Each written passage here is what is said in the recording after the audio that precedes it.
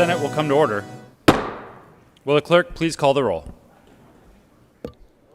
Senators Bridges, Buckner, Coleman, Cook,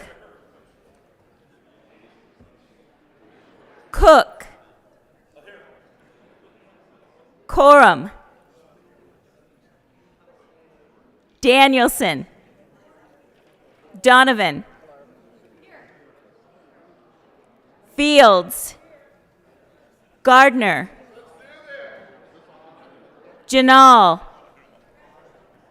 Gonzalez, Hansen, Henriksen, Heisey, Holbert, Jaquez Lewis, Kirkmeyer, Kolker, Lee, Liston, Lundin, Moreno, Pedersen, here, Priola, Rankin,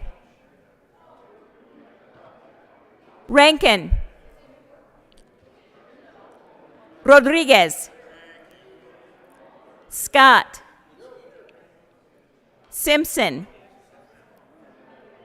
Smallwood, Sonnenberg, Good morning. Story, Here. Winter, Woodward, Zenzinger. Mr. President. Here. With the morning roll call is 35 present, 0 absent, 0 excused. We do have a quorum. Will the good senator from Pueblo please lead us in the Pledge of Allegiance? Thank you, Mr. President. Colleagues, guests, please join me in the Pledge of Allegiance. I pledge allegiance to the flag of the United States of America and to the republic for which it stands, one nation, under God, indivisible, with liberty and justice for all. Approval of the journal. Senator Simpson.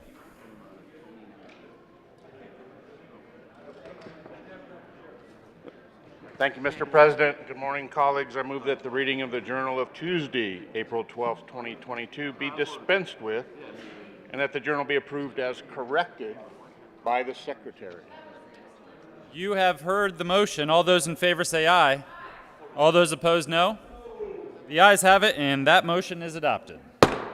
Senate Services.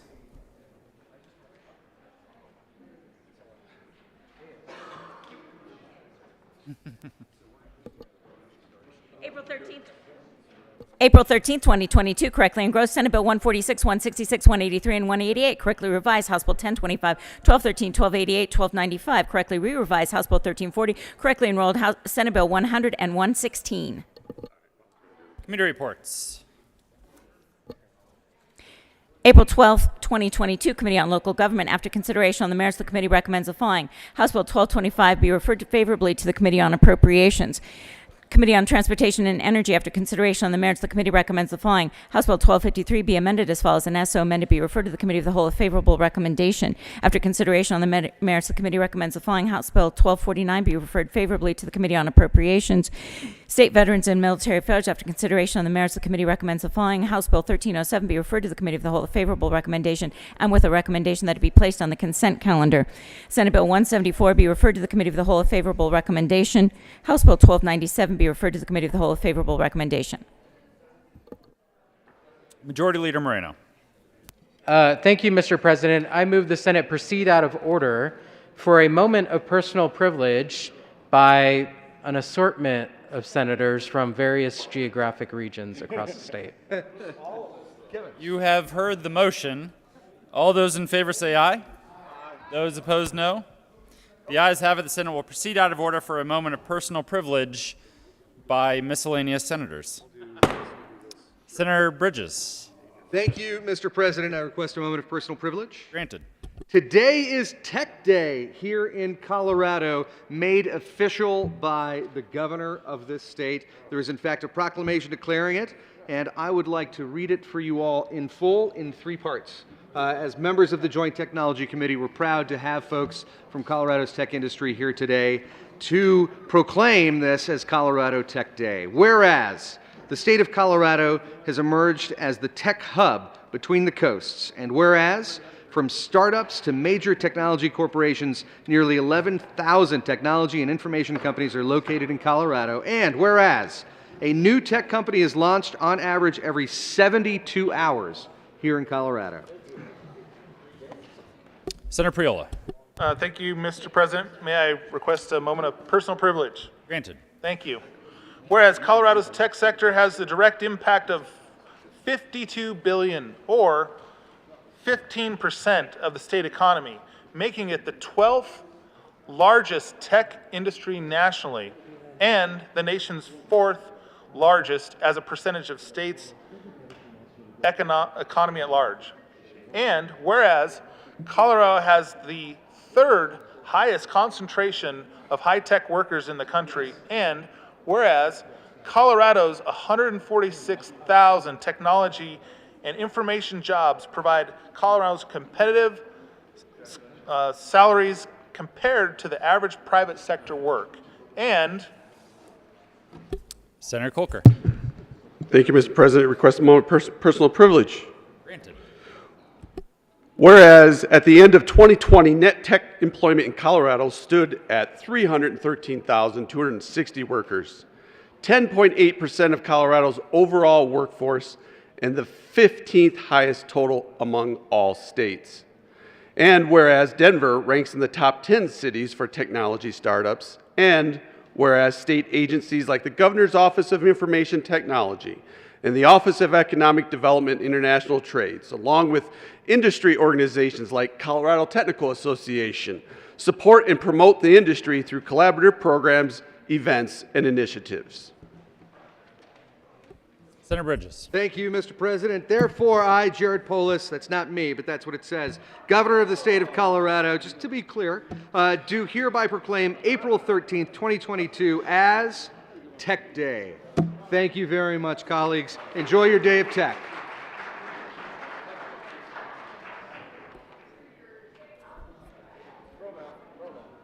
Frank, you know what to do.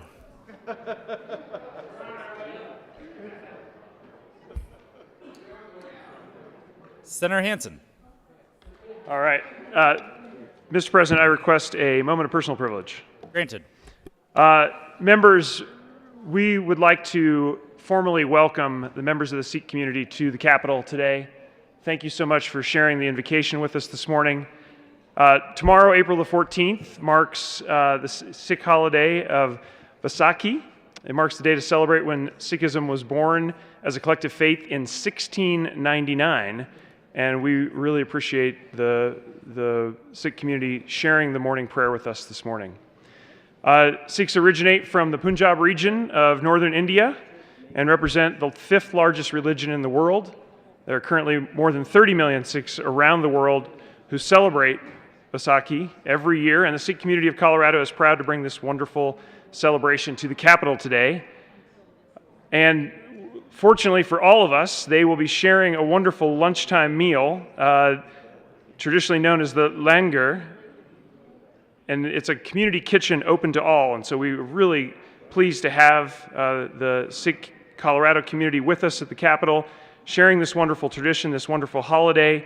And I hope everyone can stop by over lunch to share some time and some food and really enjoy the fellowship as we welcome the Sikh community to the Capitol. And I would add on a personal note, I lived in India for 6 months during my dissertation research and was in the state of Gujarat, which is just south of Punjab, and had a chance to really learn and experience many parts of Indian culture, including the vibrant Sikh community, and understand their background, and had some time to go to Punjab and travel in the area, and just such a wonderful part of the tapestry of Colorado. And I think it's so important to do these types of events and welcome different communities to the Capitol, because The alternative is we just really don't understand or see each other. And we know the problems that can lead to. And unfortunately, in the United States, over the last 20 years, we've seen a rise in anti-Asian bias and violence in some cases, unfortunately. So it's so important to see each other, hear each other, understand each other. And so such a warm welcome to all of you who've joined us at the Capitol today, and thank you for sharing a wonderful meal over the lunchtime. Majority Leader Moreno. Thank you, Mr. President. I request a moment of personal privilege. Granted. Thank you, Mr. President. Colleagues, the Sikh community has 3 temples in our state, the largest of which is actually in my district, in Commerce City, near the Denver International Airport. So very grateful to have this community with us today. Thank you for being here in your house in the state capitol, and we welcome you very much, and thank you for the delicious lunch that you will provide later. Welcome. Members, let's give a warm welcome to our friends from the Sikh community today.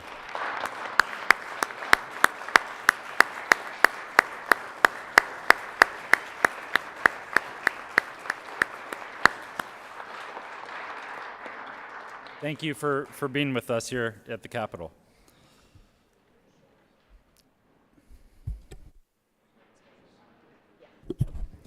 Special orders. Second reading of bills. Senator Kolker.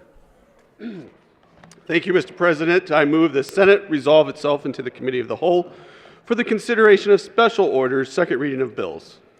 You have heard the motion. All those in favor say aye. Aye. Opposed, no.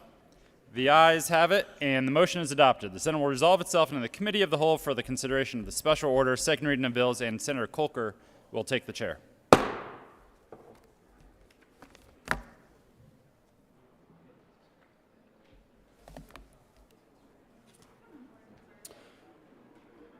The committee will come to order, and the court rule is relaxed. Will the clerk please read the title to House Bill 1337? House Bill 1337, Representatives Herod and Ransom, Senators Hansen and Rankin, concerning a requirement that the State Personnel Director quadrennially produce a report on compensation and in connection therewith modifying requirements for the compensation report, including reporting deadlines and making an appropriation. Senator Hansen. Thank you very much, Mr. Chair. I move House Bill 1337 on second reading. To the bill. Thank you, Mr. Chair. Just quickly, members, we had a chance over the last few days to really cross the T's, dot the I's on this one. I appreciate everyone's patience as we did some double checking on the provisions in the bill, and we've got, I think, widespread agreement now that we're ready to move forward. So thanks for that extra time, and I hope we can support 1337. Senator Rankin. And I do want to just use that occasion of the bill to point out an evolution of work that DPA has done over the last few years. We have had a serious issue of understanding salary surveys, and we at one time considered adding a compensation analyst in the Joint Budget Committee, but we pushed back hard and asked DPA to do that, and they've done it. So now you'll hear a lot about, if you follow JBC actions, about targeted salary increases. But we now, all of those get approved by DPA, and we have a lot better support out of DPA in terms of salary surveys and targeted salary adjustments. And so this really fine-tunes the work that they are doing in support of all of you. So I just wanted to call that out and thank them. Thank you, bill sponsors. Is there any further discussion? Seeing none, the motion before the body is the adoption of House Bill 1337. All those in favor say aye. All those opposed, no. The ayes have it, and the bill is adopted.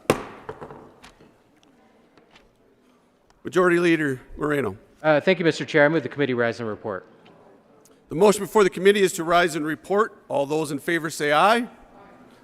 All those opposed, no. The ayes have it, and the committee will rise and report.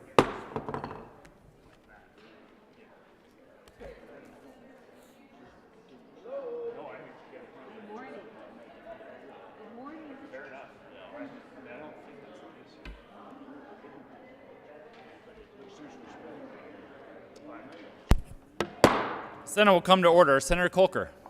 Thank you, Mr. President. The committee has met and heard one bill under consideration. Will the clerk please read the report? Mr. President, your committee of the whole begs leave to report that it has had under consideration the following attached bills, being the second reading thereof, and makes the following recommendations thereon. House Bill 1337 passed on second reading and ordered revised and placed on the calendar for third reading and final passage. Senator Kolker. Thank you, Mr. President. I move for the adoption of the report.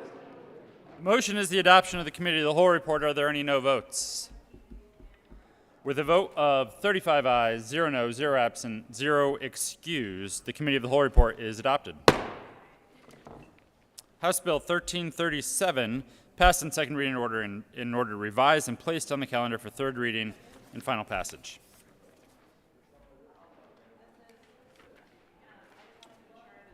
Third reading of bills.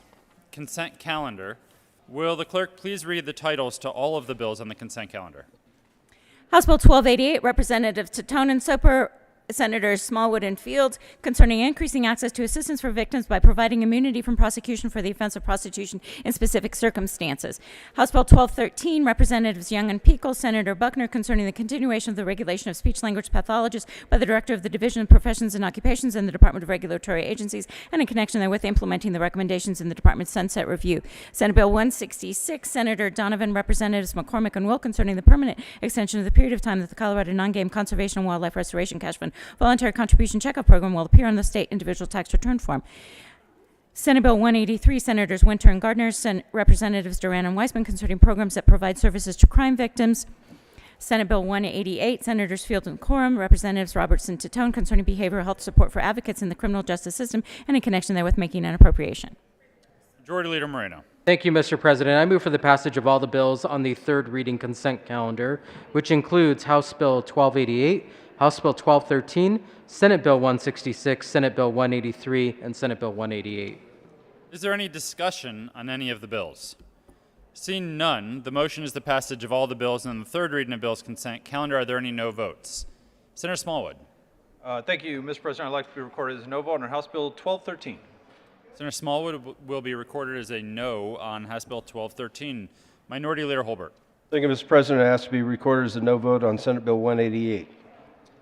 The Minority Leader will be recorded as a no vote on Senate Bill 188. Senator Lundeen. Good morning, Mr. President. I wish to be recorded as a no vote on Senate Bill 183 and Senate Bill 188. Senator Lundeen will be recorded as a no vote on Senate Bill 183 and Senate Bill 188. Senator Woodward. Thank you, Mr. President. I wish to be recorded as a no vote on House Bill 1213. Senator Woodward will be recorded as a no vote on House Bill 1213. Senator Liston. Thank you, Mr. President. I would like to be recorded as a no vote on Senate Bill 188. Senator Liston will be recorded as a no vote on Senate Bill 188.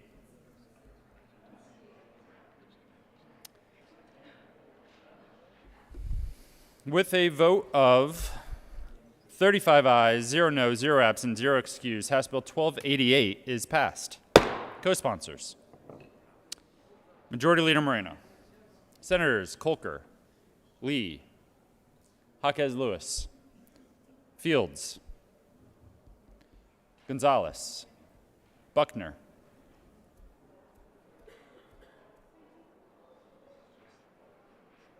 Donovan. Please add the president.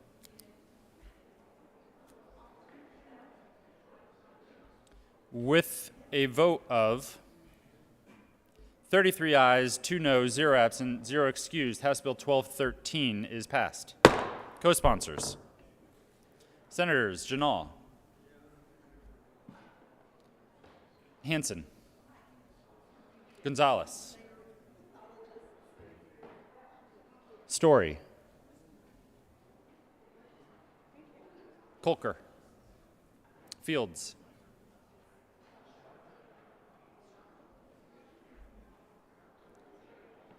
with a vote of 35 ayes, 0 no, 0 absent, 0 excused, Senate Bill 166 is passed. Co-sponsors, Majority Leader Moreno. Senators Jaquez Lewis, Heisey, Simpson, Bridges, Fields, Kolker, Buckner, Winter, Janal, Story, Please add the president. With a vote of 34 ayes, 1 no, 0 absent, 0 excused, Senate Bill 183 is passed. Co-sponsors: Senators Cook, Jaquez Lewis, Majority Leader Moreno, Bridges, Hansen, Simpson, Henriksen, Kolker, Danielson, Janal, Buckner, Lee, Donovan, Pedersen, Story,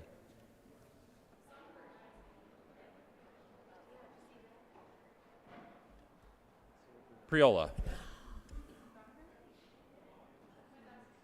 Gonzalez.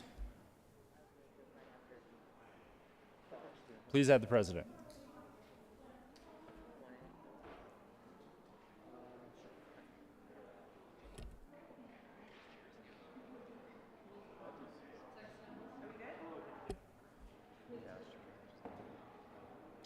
With a vote of 32 ayes, 3 noes, 0 absent, 0 excused, Senate Bill 188 is passed.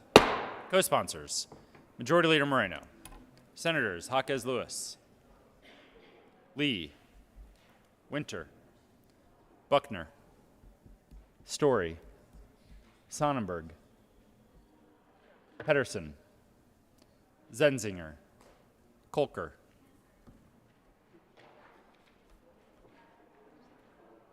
Please add the president.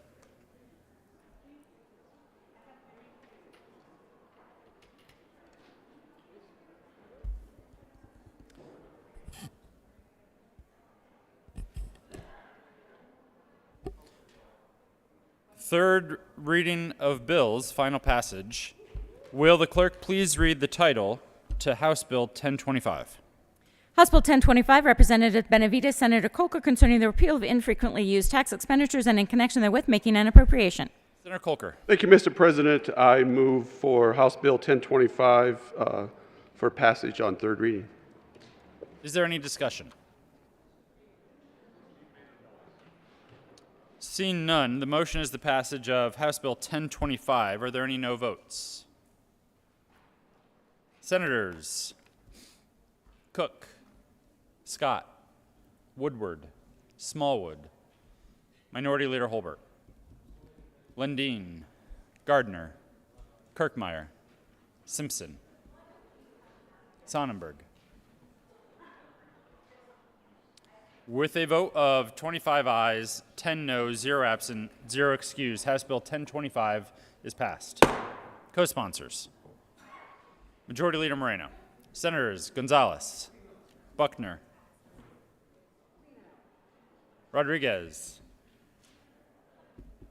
Lee,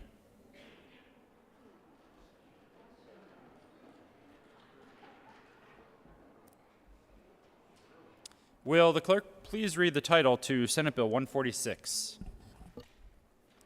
Senate Bill 146, Senators Zenzinger and Heisey, Representatives Snyder and Catlin, concerning the expansion of the Colorado Housing and Finance Authority's Middle Income Access Program and in connection therewith making an appropriation. Senator Zenzinger. Thank you, Mr. President. I move Senate Bill 146 on third reading and ask for an aye vote. Senator Heisey. If only she could move me that easily. Appreciate an aye vote. Is there any further discussion? Seeing none, the motion is the passage of Senate Bill 146. Are there any no votes?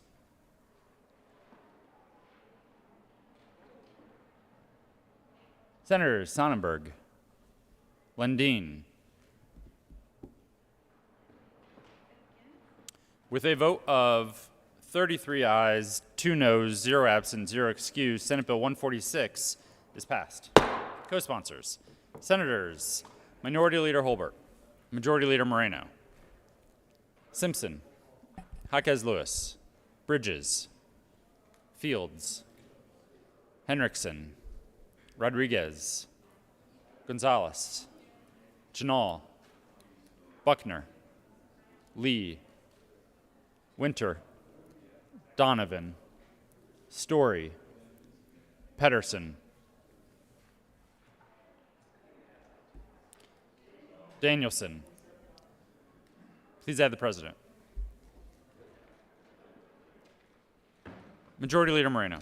Thank you, Mr. President. I move to lay over House Bill 1295 to tomorrow, Thursday, April 14th. I didn't agree to that. It's too late. The motion is to lay over House Bill 1295. I would seriously urge a no vote. Just joking. All those in favor say aye. All those opposed, no. I love you, Majority Leader Moreno. The ayes have it, and House Bill 1295 will be laid over one day.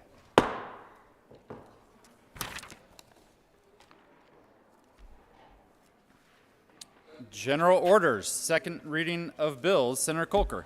Thank you, Mr. President. I move the Senate resolve itself into committee of the whole for the consideration of general orders, second reading of bills. You have heard the motion. All those in favor say aye. Opposed, no. The ayes have it, and the motion is adopted. The Senate will resolve itself into the committee of the whole for the consideration of the general orders, second reading of bills, and Senator Kolker will take the chair. No, that's me.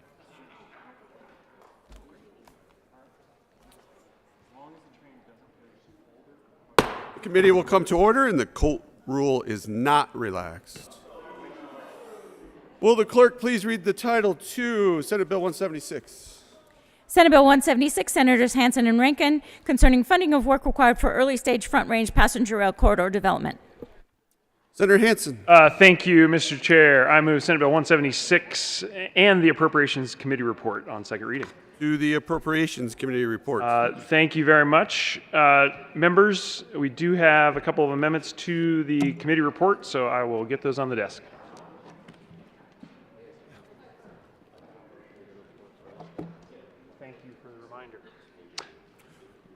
There is an amendment on the desk. Will the clerk please read? No? They have to. Oh, they have to. Get the report done. Go ahead, Senator Hansen. Thank you, Mr. Chair. Apologies for that. Realize we need to adopt the committee report first before we amend it.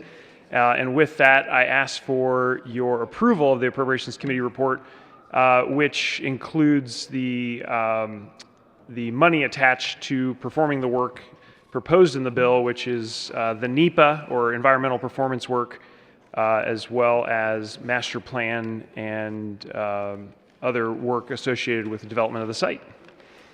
Is there any further discussion? Seeing none, the motion is the adoption of the Appropriations Committee report. All those in favor say aye. Aye. Those opposed, no. The ayes have it, and the report is adopted. To the amendment. There's an amendment on the desk. Will the clerk please read the amendment? L004. Amendment L004, Senator Hansen, amend the Appropriations Committee report dated April 8, 2022, page 1, line 9, strike process map and substitute site map, page 1, line 19. Senator Hansen. Thank you very much, Mr. Chair. Members, I move L004 to Senate Bill 176. Is there any, Senator Hansen? Thank you, Mr. Chair. Members, L004 basically just amends the Appropriations Committee report to specify where the money will be utilized. We've set aside $6.5 million for the environmental assessment for the Burnham Yard site inside of this bill. Also $500,000 to perform the master plan work that will help integrate the site into the surrounding area and look at the options for housing, commercial, transportation, all the different pieces that are coming together on the Burnham Yard site, 50 plus acres that is being redeveloped. And then finally on the bottom of L004, you see how we're trying to integrate 176 into the P3 bill that the Senate previously evaluated, Senate Bill 130, and to make sure that these dovetail nicely together. So I urge your adoption of L004. Is there any discussion? The motion is the adoption of amendment L004. All those in favor say aye. All those opposed, no. The ayes have it, and the amendment is adopted. Senator Gonzalez.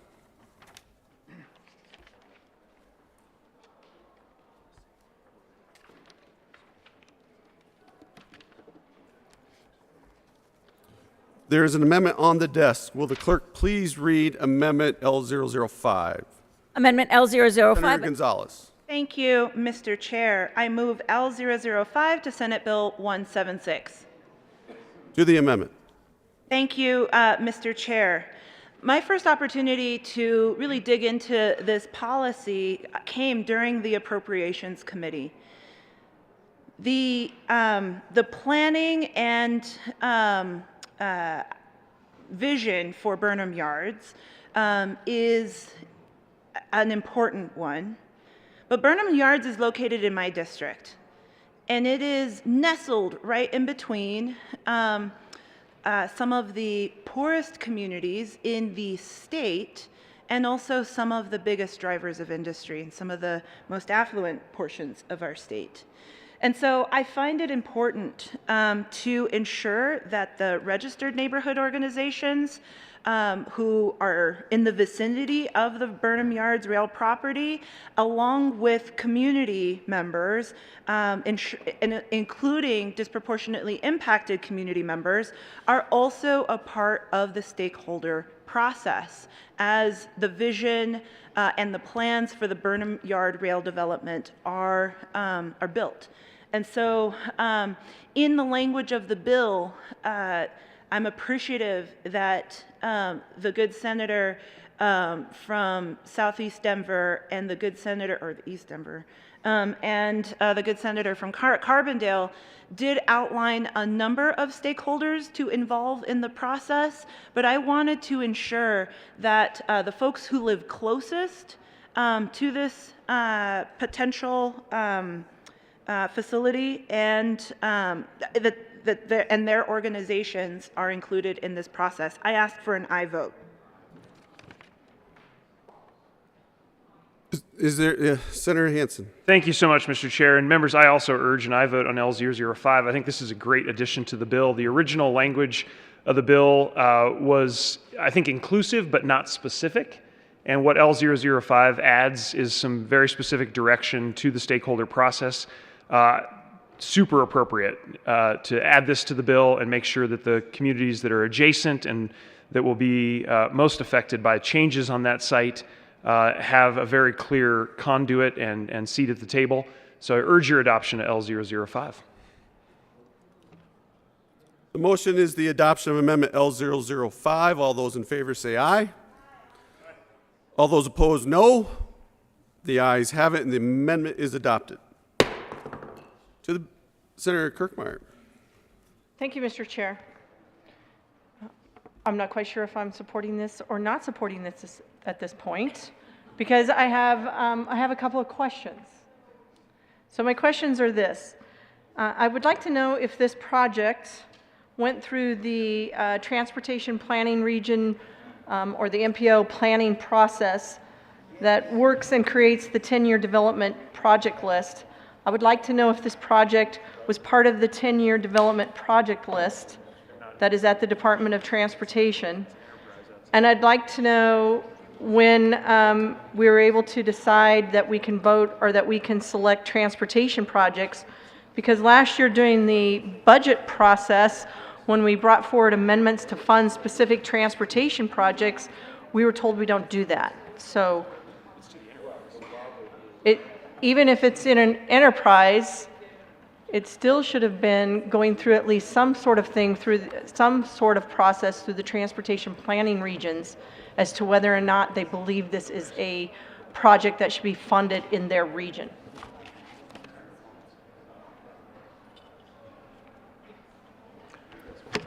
To the bill. Great question, Senator. The project was initiated by the High Performance Transportation Enterprise. So, best of my knowledge, but CDOT's contribution is a lease after that purchase, and to my knowledge, it did not go through the commission.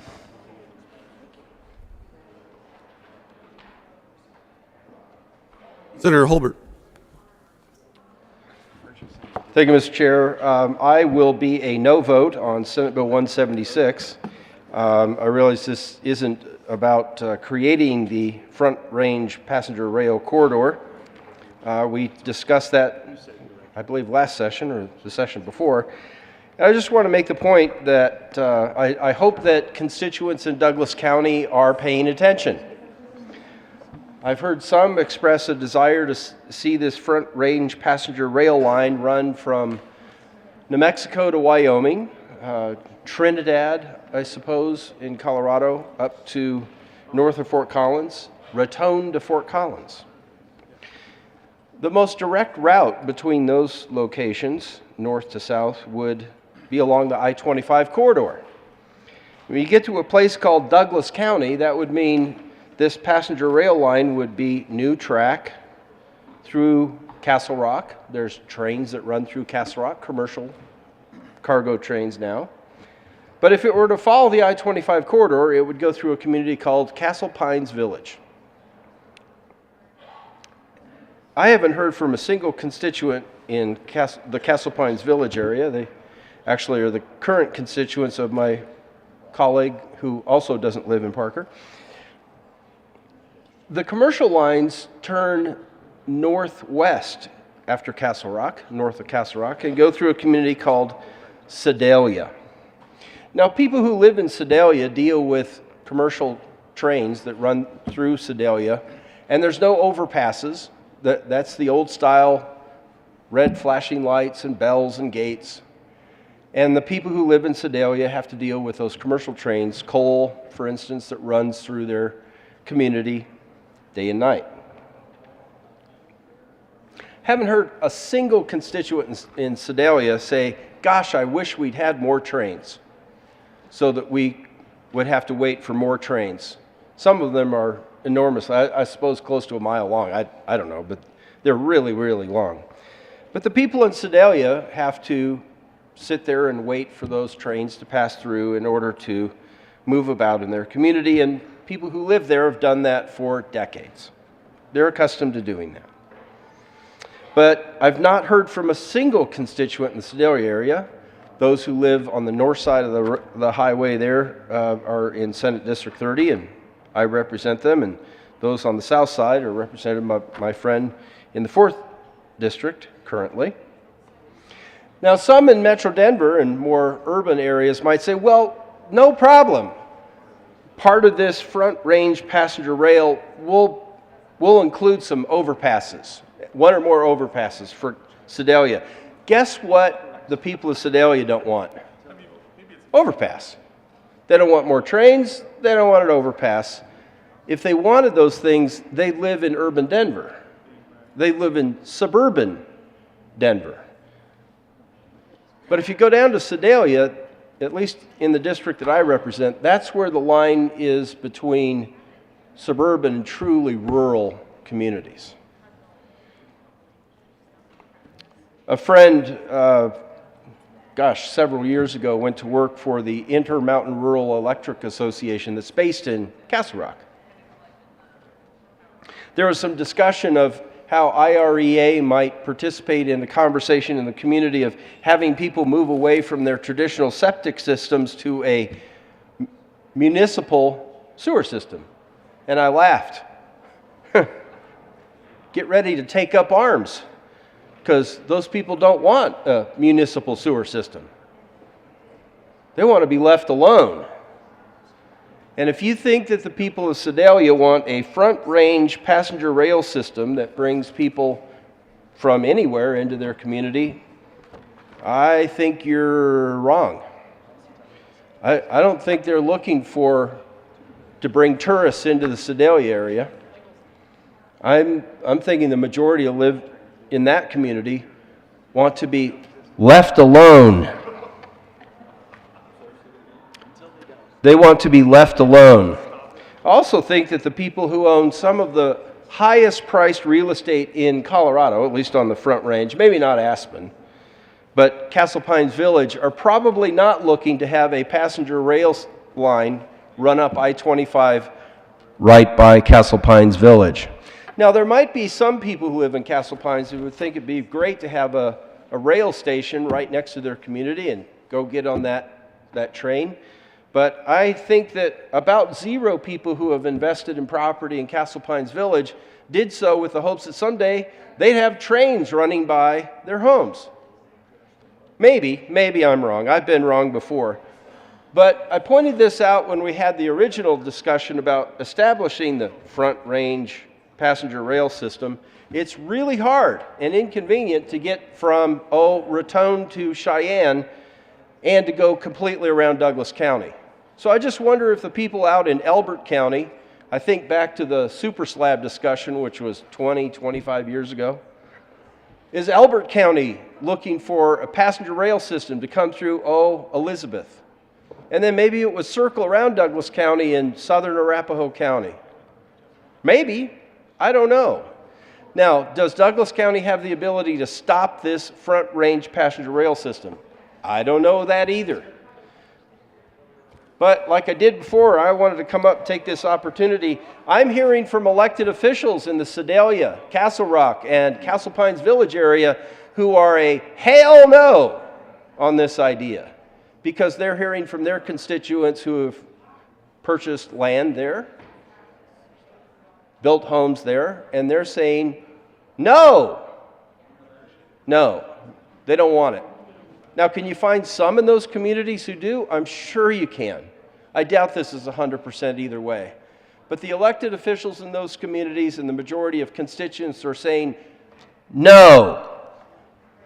So, I'd just like to know from those who support Front Range Rail, are you going to listen to them or are you going to ignore them? Are they going to have a train running through their front yard whether they want it or not because you think it's cool? You think that people are desperate to get from Raton to Cheyenne or something? I don't know. But I think this is a bottomless pit that billions of dollars will be thrown into because the people who I represent in Douglas County don't want it. They'll be ignored. They'll be paying for it. I ask for a no vote on Senate Bill 176. Senator Hansen. Thank you very much, Mr. Chair. And I find this a really interesting debate because the good people of Douglas County have been using light rail from the Lincoln Station at increasing rates, notwithstanding the interruptions of the pandemic. So I think there is strong demand for rail travel, even in Douglas County. And the other thing I would say is I have super great news for the good senator from Douglas County, which is that as we wind down the use of coal power in Colorado and New Mexico, the number of coal trains is going to drop dramatically. And folks, that's where the real interruption here is. The size, the frequency of those coal trains, that has a big negative impact. Some commuter rail in the morning and the afternoon, very little impact, and the net is going to be negative. So we can share with our friends in Castle Pines Village or Castle Pines Corner or Castle Pines Meadows that the actual impact is going to be dropping over time because of the reduction in coal trains. So I urge your support of 176. Senator Rankin. Well, I just wanted to add a couple of points about what this bill actually is, and the reason that I wanted to be on this bill in the first place, although I don't completely agree with my co-prime from Denver that decreasing coal trains is a good thing, but let me, this bill is about getting the legislature, to have oversight, or at least some view, into something that was initiated by enterprises and being run by enterprises. So in response to the good senator from Will County, I think I have to say, to the best of my knowledge, the commission didn't vote on this. I think they did review it, as did the JBC. So a couple of years ago, this was brought before the JBC, and we were told that it was going to happen. So this bill actually gets us involved so that we can do an analysis of the impact on the community. So otherwise, if we didn't do this bill, I believe the enterprise would have full authority to just go right ahead and do the project without any legislative involvement at all. And, I have become very sensitive to enterprises in their activities lately. And so I think it's actually a good thing that we can spend some money to involve the community. Now, it probably doesn't address the bigger picture of Front Range Rail or, the other issues of the outlying counties. Probably doesn't go that far, but it does give us oversight on this project that is, you know, this piece of land that really does need redevelopment. So absent all the other issues that go with this, I think it's actually good that we have this ability to be involved in the project and review it before it fully proceeds. So thank you. Senator Holbert. Thank you, Mr. Chair. Well, I invite my friend from Denver to come on out to Douglas County and look at the white elephant that is the extension between Lincoln Avenue and the Ridgegate light rail system. There's a big parking garage out there that is not used very much, and if you want to see empty trains, come on out to Ridgegate. That's where the empty trains end. Now, the people of Lone Tree and their city council decided that that was a great investment, and I suppose people might be commuting up from Colorado Springs, think that that's a convenient thing, maybe park in that garage and then ride the train into town. But I wish it hadn't have been built. That's in my neighborhood, right? That line is in between my house and Cabela's at Ridgegate and I-25. And I don't remember seeing a train with people on it since it was built. But that's not what we're talking about. We're not talking about commuter rail. No. The people in Castle Pines North and Castle Pines Village, that's not what we're talking about here. The expansion of the RTD area. I live in RTD. I pay RTD tax, though I don't ride the bus and I try not to ride the train. But the people south of my house, who I represent, don't live in the RTD district. They don't pay that tax. And guess what? They don't want to. But that's not what we're talking about. We're not talking about expanding commuter rail south of Ridgegate. We're talking about a full-size train potentially running parallel to I-25, east or west, I don't know. I don't know that that's been decided. But if it followed the I-25 corridor, we're talking about full-size passenger trains, not light rail trains, full-size passenger trains. And I assure you, the people in Castle Pines North and Castle Pines Village, none of them want that. Well, forgive me, I don't want to suggest that none of them. Maybe one or two. I mean, of the thousands of people, you might find a few. But most of those people are going to say, no, we didn't pay very high prices for real estate that was in very high demand so that we could have trains running through our front or backyard. No! I think that's what most people would say. So if the line doesn't go up I-25 in that area and north of Castle Rock, it turns, northwest and goes through Sedalia. Well, my friend in Denver is telling the people in the Sedalia area, those patriots who I addressed earlier, you're telling them exactly what they don't want to hear. Less coal. So I referenced a lot of people down there didn't want to move away from their septic system and get together and form an incorporated municipality and put in a sewer system because they want to be left alone. And this train is going to be opposite of what they want, to be left alone. They're not going to like that. So now you're not going to leave them alone, and you're telling them that you know better how to heat their homes, less coal. And they don't agree with you on that, Senator. So thank you, Mr. Chair. Again, I ask for a no vote. Senator Kirkmeyer. Thank you, Mr. Chair. So I just want to be clear, I'm not opposed to a front range passenger rail train system. I understand, I've seen some of the planning that's gone forth in this, and again, it's the good senator from Douglas County is correct. This is not commuter light rail. This is supposed to be a high-speed passenger regional rail system.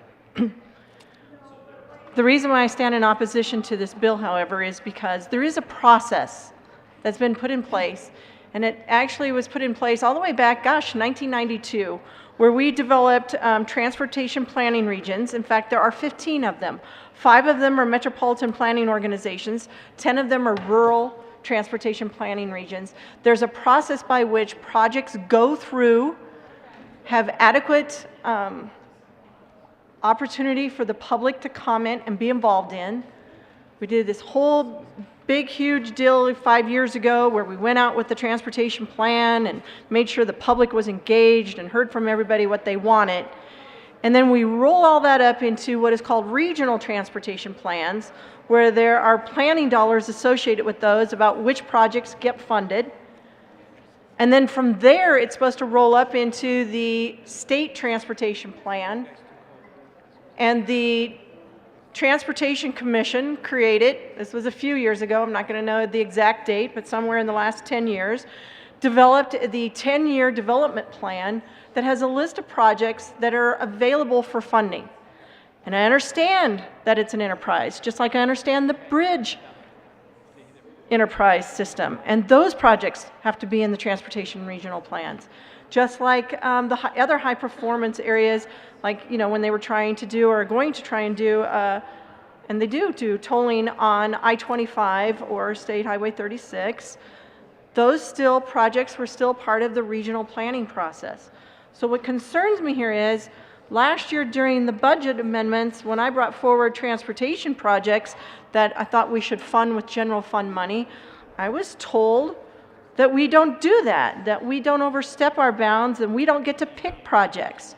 And here we are, jumping the line with a project, and we're picking a project to fund with our general fund monies. So that's why I'm opposed to it.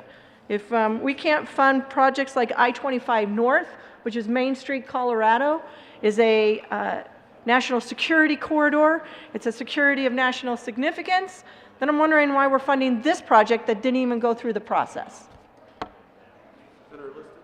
Senator Liston. Thank you, Mr. Chairman. Members, I rise in opposition to Senate Bill 176. And the reason why, many reasons why, it's really probably billions of reasons why. If we want to see what the prototype of this will be, all we have to do is just look to California. Over the last 10, 15 years, California has been gung-ho on setting up a passenger rail system throughout Central California. I wish I had the time to, which I'll research here, but that project, that bloated project is tens and tens of billions of dollars over budget. It has created unimagined mayhem in Central California. It's years behind schedule, and like I say, billions of dollars over budget, and it still is not done. And so if my good friends from Northwest Colorado and Denver really are wanting to imitate what we have in what's occurring in California, I, for one, do not want to Californicate Colorado. And that's exactly what this project is. And this almost $9 million is just, will be a penny on the dollar down the rat hole. You know, I've lived in El Paso County for over 50 years. I cannot imagine what it will do to try and run a passenger line anywhere within 5 miles or 10 miles along I-25. This project will have to be miles out in eastern El Paso County. In fact, by the way, with the growth out there, it will probably be in the next county over. So it's going to take this circuitous route to hell and gone in eastern El Paso County. I don't know what it's going to do in Douglas County because the people of Douglas County want to be left alone also. And then it will have to go through Elbert County and then somewhere out in eastern Arapahoe County. So I just do not understand why we need to be spending a down payment of $9 million for money that will be wasted. I seldom, if ever, have any of my constituents come to me and say, I want to ride a passenger train to Denver. It just doesn't happen. If anything, they say, when are we going to fix I-25? Which we're working on right now, but it's still hundreds of millions of dollars behind budget. And so, you know, I can appreciate what they're trying to do, but as far as I'm concerned, I'm a no vote, and the people of El Paso County want to be left alone also. Thank you. Senator Rankin. So, colleagues, I don't disagree with the word that's been said in opposition to the Front Range Rail.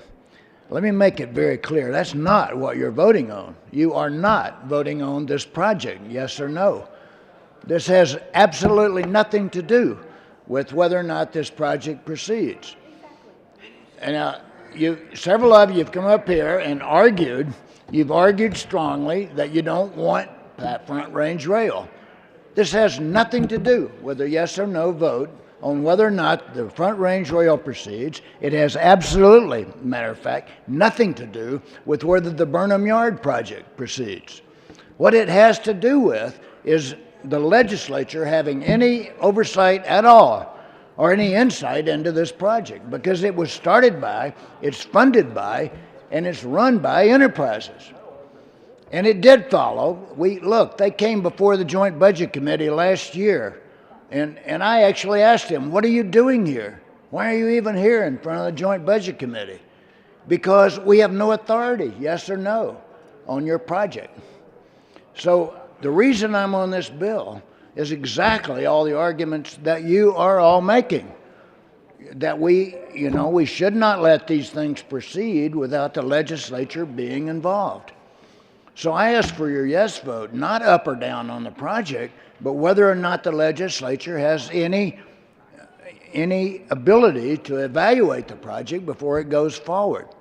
If this bill were defeated, the Burnham Yard project would proceed exactly as described. Exactly as described. It is funded through enterprises. We are not voting on funding for the project. We're voting to do a NEPA study, an environmental study, followed by a neighborhood study, and to see how it all fits. And a future legislature in 2 or 3 years will have the opportunity to vote yes or no, probably because we passed this bill. The reason I'm on this bill is so that we have the ability to actually evaluate the project. If we don't pass the bill, we will have none. So I'd like for you to reconsider those statements that I heard, that this is the project. It is not. Senator Kirkmeyer. Thank you, Mr. Chair.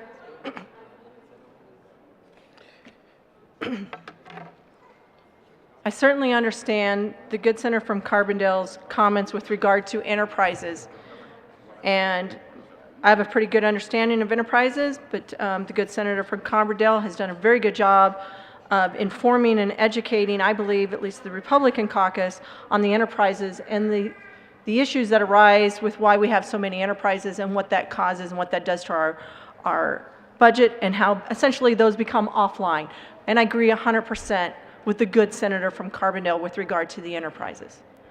I just want to point out to you, though, the need for this funding to ensure that this project moves forward is on page 4, starts on line 9, and it says, funding for the Front Range Passenger Rail District, which I agree and I'm in total agreement with, again, the good senator from Carbondale about the enterprise. That funding for the Front Range Passenger Rail will come through an enterprise. Yet the additional provided funding provided in this act for the development of the site is what helps make the project competitive for potential federal funding for capital improvements and Amtrak partnership for state-operated passenger rail.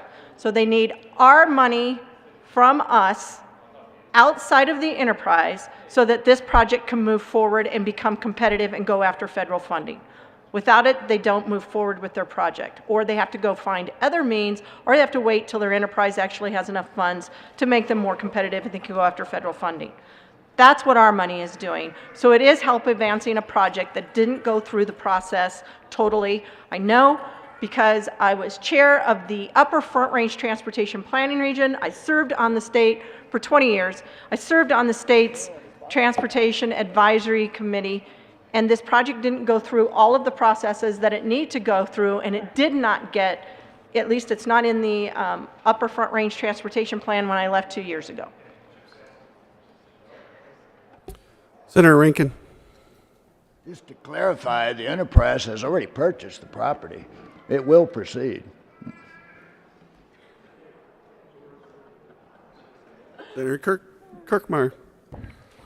The enterprise does not have the full right-of-way for the 190-mile lane for the Front Range passenger rail where they're hoping to put it. They haven't even made a determination on where all of the stops will be or where they exactly will be. So there's still a lot of planning that goes into place. They need this money from us to further a specific portion of the 190-mile line Front Range passenger rail. Is there any further discussion? Seeing none, the motion is the adoption of Senate Bill 176. All those in favor say aye. Aye. Those opposed, no. No. The ayes have it. And the bill is adopted. Senator Moreno. Thank you, Mr. Chair. I move the committee rise and report. The motion is for the committee to rise and report. All those in favor say aye. All those opposed say no.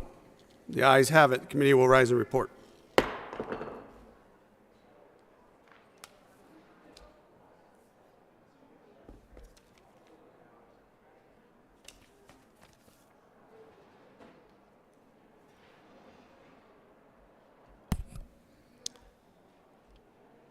The Senate will come to order. Senator Kolker.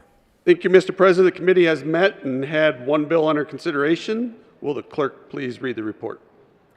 Mr. President, your committee of the whole begs leave to report it has had under consideration the following attached bills, being the second reading thereof, and makes the following recommendations thereon. Senate Bill 176 is amended, passed on second reading, and ordered and engrossed and placed on the calendar for third reading and final passage. Senator Kolker. Thank you, Mr. President. I move for the adoption of the report. The motion is the adoption of the committee of the whole report. Are there any no votes? With a vote of 35, Senator Sonnenberg will be recorded as a no vote. Didn't see you all the way over there in Sterling. Senator Smallwood. Woodward.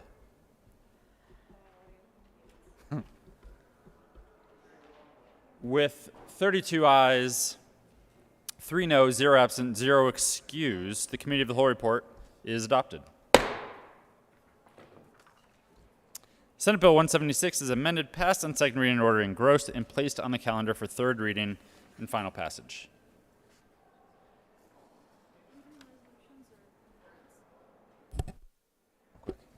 Introduction and consideration of resolutions. Will the clerk please read the title of Senate Resolution 4? Senate Resolution 4, Senators Fenberg and Holbert, concerning the rules of the Senate and in connection therewith making the temporary rules of the Senate of the 73rd General Assembly permanent, making changes to the rules of the Senate affecting the reading of bills at length and the reading of the Senate Journal, and modifying the ethics complaint procedures. Minority Leader Holbert. Thank you, Madam President. I move SR 004. Is there any further discussion? Minority Leader. Thank you, Madam President. Members of both caucuses, I think, have had opportunity to review the proposed rule changes, but two specific topics, the reading of bills at length and committee on ethics. And I want to thank the President, the Majority Leader, staff on both sides for diligent work on this to try to craft this to address concerns that have come up through the discussions, through the process. But I want to take this opportunity, I'm not sure he's in the chamber, but to recognize the good senator from El Paso County, the ranking member on the Judiciary Committee, who was subject to an ethics complaint last year. And the Ethics Committee ultimately dismissed that. But to get to that point, former President Garcia, then Majority Leader Fenberg, and I were confronted with a very frustrating reality. We did not have permission to conduct what some might have described as a preliminary investigation, just to ask a few questions and learn in an industry that we are not licensed to participate in what's standard practice. the change for the Ethics Committee, Committee on Ethics, would allow the leadership of the Senate to have those kinds of conversations, not to investigate whether the grounds of an ethics complaint were valid or to investigate it thoroughly, but to understand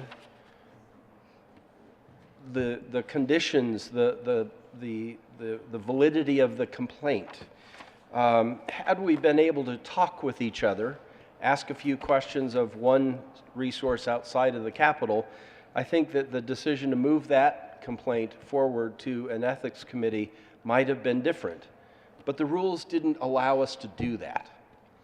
I believe the House rules would have allowed House leadership to do that, but it was a very frustrating reality to not have permission, not have authority in the rules to do what seemed to be obvious. And this rule change would allow that kind of conversation to occur. It would allow some of the three of you will be in those positions next year. I won't be. And 10 years from now, 3 other people will be in those positions. I think the proposed change to the Committee on Ethics rules will help the Senate leadership provide better leadership, make better informed decisions, and to avoid, really, I think, what turned out to be a very unnecessary negative effect on my friend, the good senator from El Paso County, the ranking member on Judiciary. His reputation was tarnished by that because those stories are there on a complaint that was ultimately dismissed by the Ethics Committee. So I'm grateful to former President Garcia for his input there, also to President Fenberg and to the Majority Leader. I think that this is a good bipartisan proposal, not only on the reading of bills, but also on the Committee of Ethics, and also to reinstate the process of adopting permanent rules. For decades, for years, the House and Senate have adopted temporary rules, and I think that the only change is that we would actually follow the rules. The rule book would be the rules, the rule book. And if we wanted to change those, for instance, if the majority wanted to change those, it would require 3 days' notice, being on the calendar for 3 days, and therefore a simple majority vote, 18, would be required to change the rules.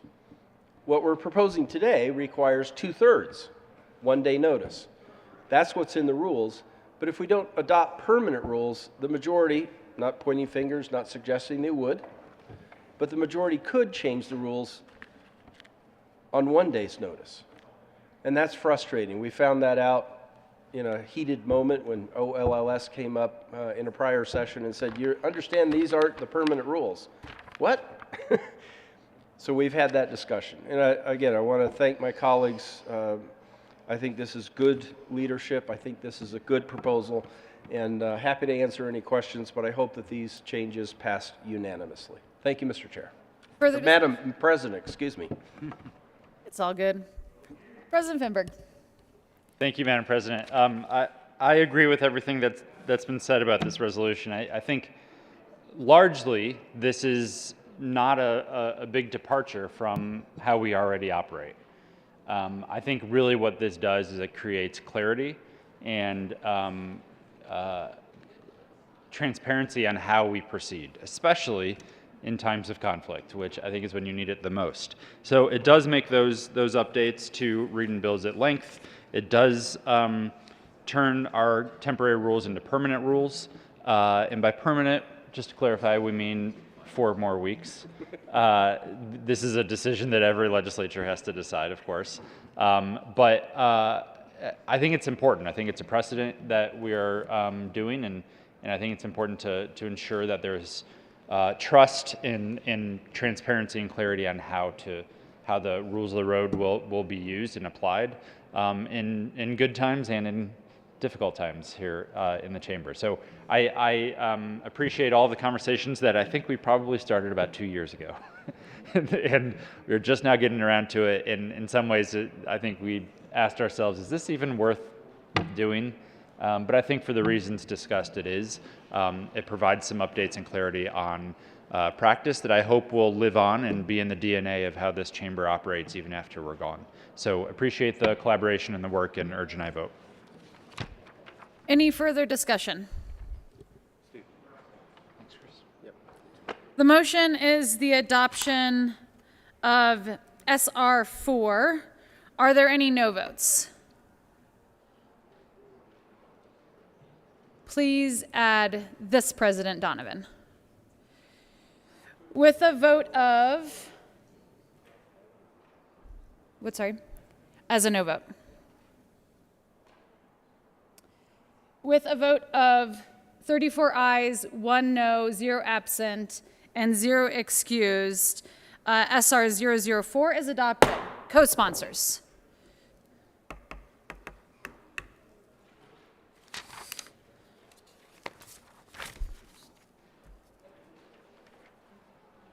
Consideration of House amendments.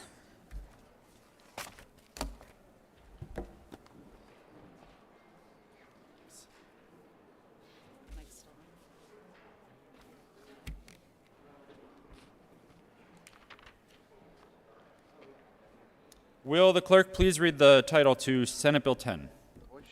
Senate Bill 10, Senators Simpson and Lee, Representatives Benavides and Amabile, concerning pretrial diversion programs that are intended to identify eligible individuals who have behavioral health disorders in order to divert them from the criminal justice system into community treatment programs. Senator Simpson. Thank you, Mr. President. I move that the Senate concur with the House amendments to Senate Bill 22010. Senator Simpson, please explain yourself. Mr. President, I'm not sure I can, but actually it was pretty simple. The House, in their infinite wisdom, on page 2, changed must include to shall consider. And also on page 4, we actually removed a reference to treatment with long-acting injectable medicines, and my co-sponsor and I had that discussion with House sponsors before they introduced that, and we concur. Is there any further discussion?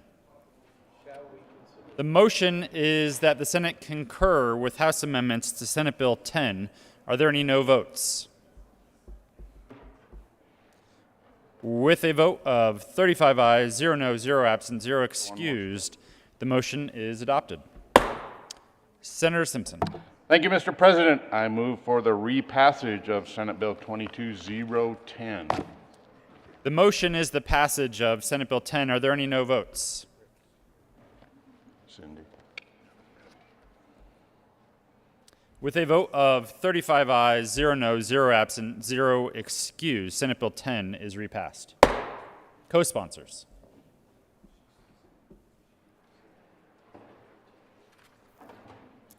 The following senators are appointed as members of the First Conference Committee on Senate Bill 34. Senator Kolkers will be the chair, and Senator Rodriguez and Priola as members.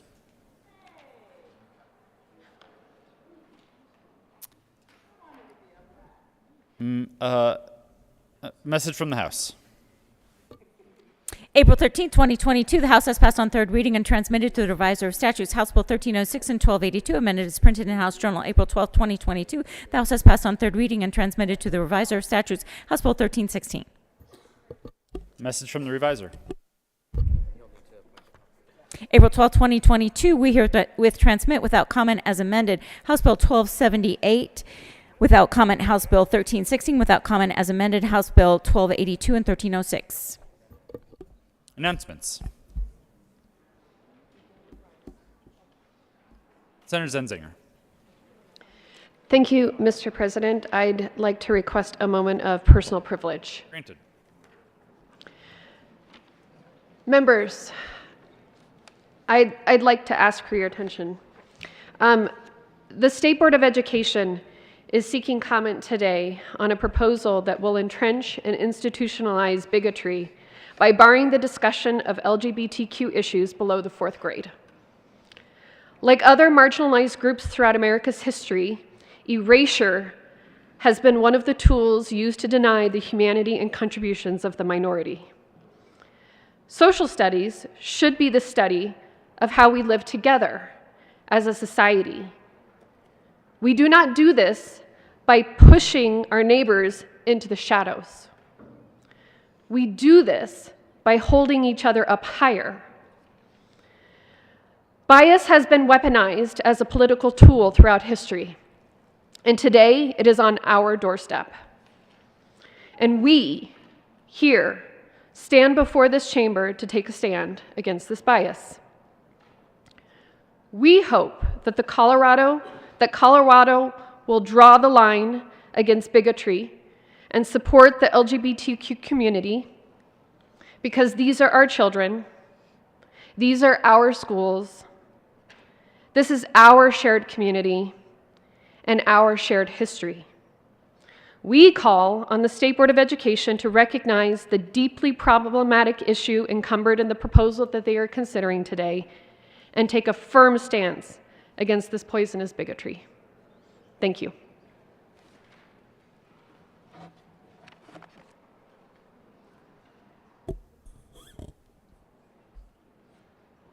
Senator Liston.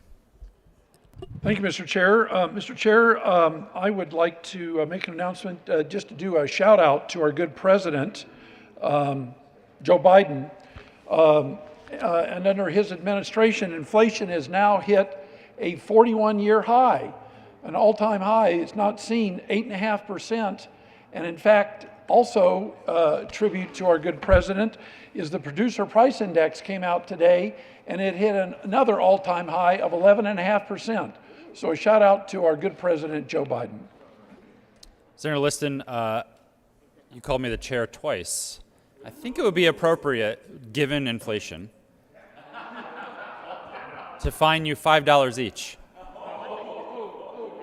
Senator Priola. Thank you, Mr. President. And members, a little helpful hint, if you want to do something to deal with high gas prices, consider electric. I pay 3 cents a mile while I would have paid 20, 21, 22 cents a mile to drive my old ICE vehicle, or if I'd purchased a new one. A little savings tip. Exact change only, Senator Liston. We can round up.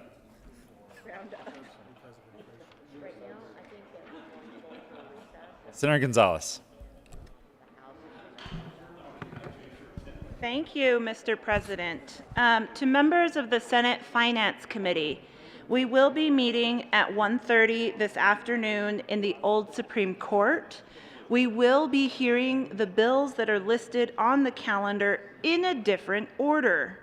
We will be beginning with Senate Bill 182, followed by Senate Bill 159, followed by 190, 1228,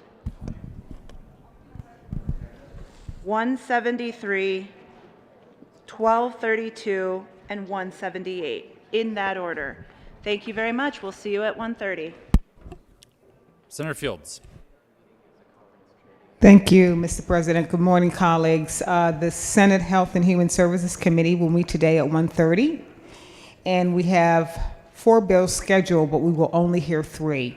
House Bill 1157, House Bill 1292, and Senate Bill 181. Thank you. Senator Story. Thank you, Mr. President. The Capital Development Committee will meet in the morning at 8:15 a.m. in Committee Room, Senate Committee Room 357. See members there. Senator Bridges. Thank you, Mr. President.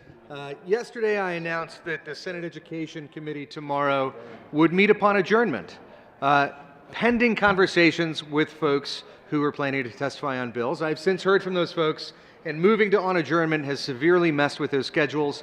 These are folks who really would like to testify and cannot be there if we meet on adjournment. So, Senate Education tomorrow will meet at its regularly scheduled time of 1:30 p.m. I have mentioned this to at least some of the members, so we will be meeting at 1:30 p.m. tomorrow and not on adjournment. Thank you.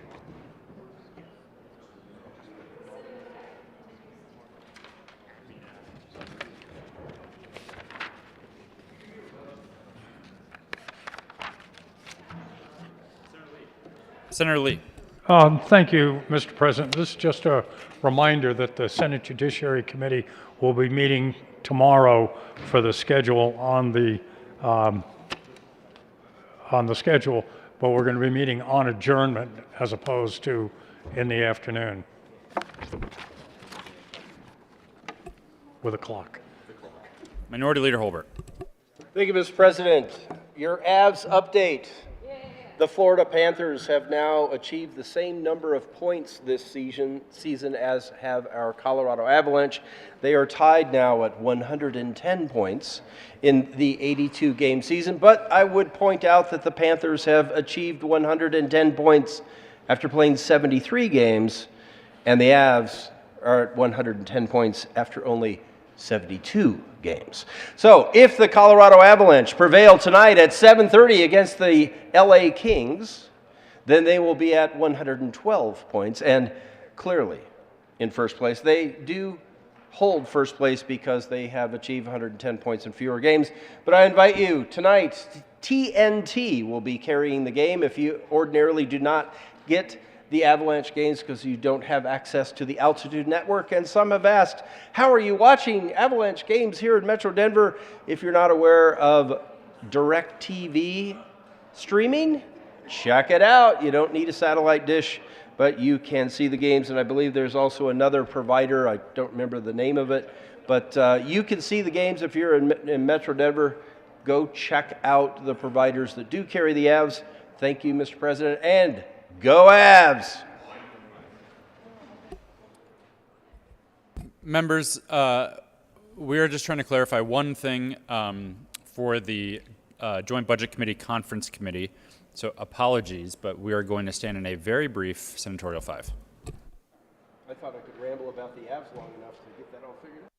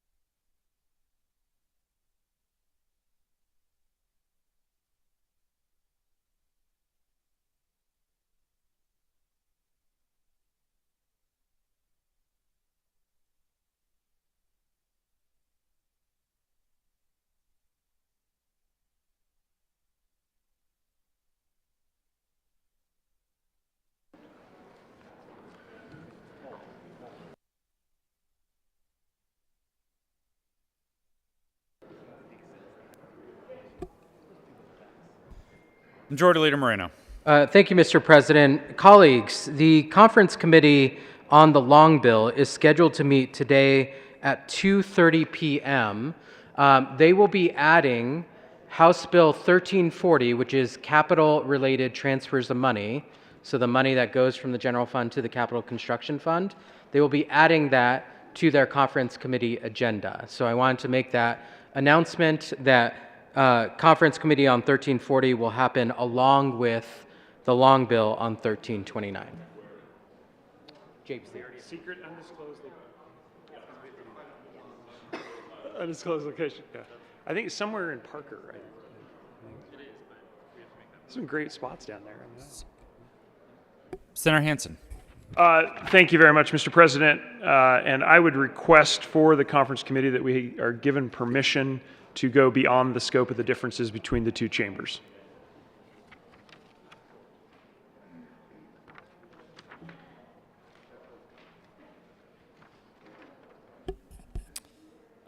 Just to clarify, members, we technically haven't created such committee, although I think we all know what the members will be for that bill.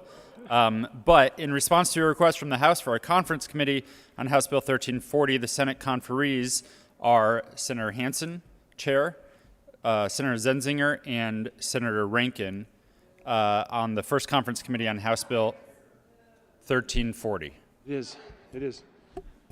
Senator Hansen. Thank you very much, Mr. President. I appreciate the getting things in the right order there. Thank you for that. And members, we really needed to take a close look at 1340 because of the way we've done the transfers to make sure we're using the federal funds and the state funds in the right order. And so that's why we're requesting the chance to take one last look at this in conference committee.